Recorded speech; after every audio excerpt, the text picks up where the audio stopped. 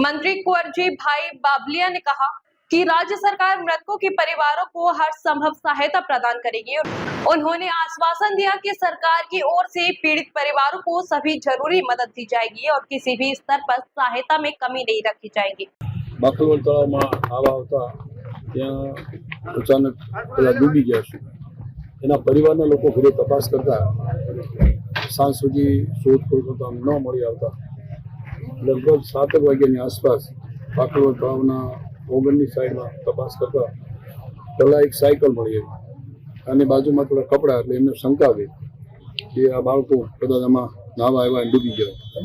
તપાસ કરતા ચારે બાળકો ત્યાં વાસ્તવમાં ડૂબી ગયેલા. એ આજુબાજુમાં અને એના પરિવારને જાણ થતાં વહીવટી તંત્રને, પોલીસ તંત્રને અને પ્રેસ મીડિયાના મિત્રોને જાણ થતાં તાત્કાલિક જસદણના પણ સૌ લોકો, નાગરિકો દોડી આવ્યા. જસદણની ફાયર બ્રિગેડની પણ ટીમ દોડી આવી અને તપાસ કરતા બાખલવડ ડેમમાંથી આ ચારે બાળકો મૃત ડૂબી ગયેલી હાલતમાં મળી આવ્યા. એક પરિવારના 2 બાળકો સગા ભાઈબંધ અને બાકીના અન્ય, એટલે આમ કુલ 4.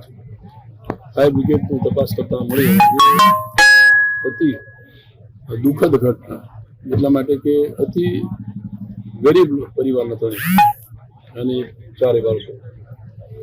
મને પણ જાણ થતાં હું પણ ગાંધીનગર જવા નીકળતો હતો, પણ ત્યાં અમારે જાણ થતાં હું તો પાછો મુલાકાત લીધી.